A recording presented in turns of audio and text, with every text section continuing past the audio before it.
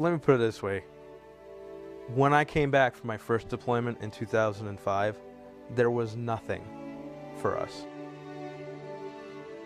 It's hard running a household by yourself when you have limitations. You can't do it all, especially during deployment. You can't be everywhere at once. Soldiers, while they're going away, worry about, okay, what's going to happen today? Can my wife or husband take care of this?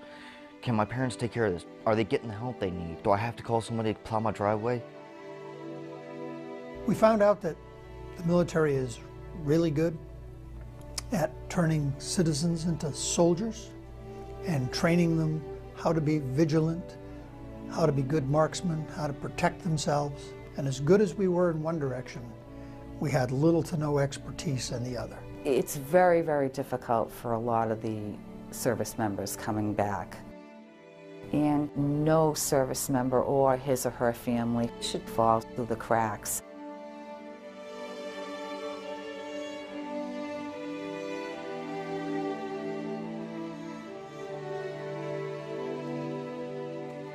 In the fall of 2004, I had the great honor of being nominated by then outgoing Governor Benson to become the Adjutant General for the New Hampshire National Guard. What we called natural care providers were doing a good job for us, but we had no organized program to make sure that people got engaged in this process. That's when people started coming together and saying, we can do this better. And that's where the whole concept of care coordinators kicked off. I'm a National Guard reservist. I was getting ready to deploy in 2010, and Jamie was 7 months pregnant, and the doctor put her on bed rest. I couldn't be on my feet for more than 10 minutes. My husband wasn't quite deployed yet, but yet he was still being called here for 2 weeks for schooling, here for 2 weeks to do this.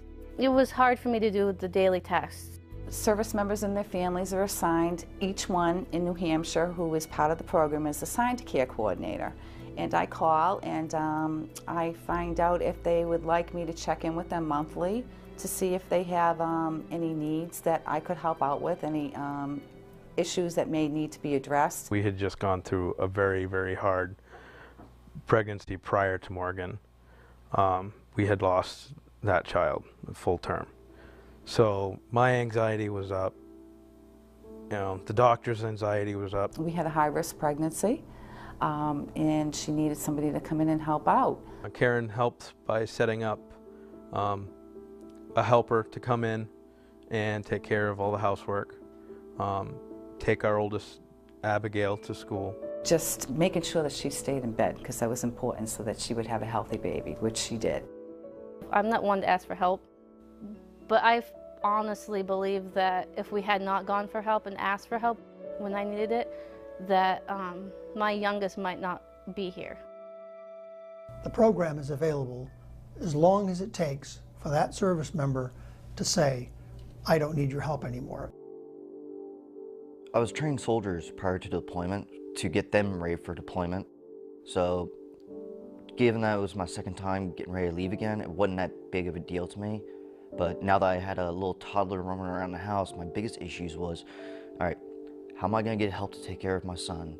How's my wife going to get help now that I'm gone? Who's going to do all the labor, all the repairs, and help the load of taking care of my son?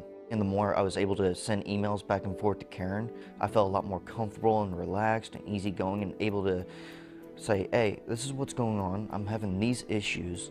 A phone call to somebody on the staff who's looking at the larger picture is able to address the problem, whether it's a food card, paying a rent bill, buying a load of heating oil, authorizing a car repair, those kind of things that keep people on track before they fall off the track. It's very, very difficult for a lot of the service members coming back. Some of them have no jobs, so they're collecting unemployment. Before I came home, I didn't have a job or anything, and I was worried about financial stability, what I was going to do with my family, and Karen helped me get the ball rolling. He had emailed me and told me that he already had a couple of leads. He had a plan on how he was going to interview and be able to spend enough time with his family. She made sure I was able to get to the VA, get my appointments, still able to come over and help me with my son. And he did find the job. And I'm just very, very proud of Chris and all his accomplishments. It's an ongoing challenge. There's a tendency to think the war's winding down. But remember, this is a deployment cycle support program. Deployment cycle is from moment of notification, and there's no other end. It's that magic of outside of the DoD system, great cooperation, and quick ability to solve problems.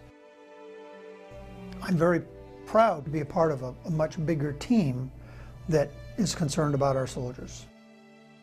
I'm the most stubborn person you'll meet.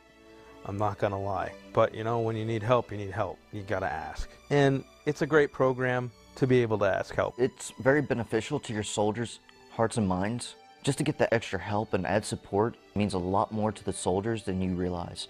Veterans Count immensely helped us as far as being able to concentrate on our kids and made it so that we could spend more time as a couple and with our family.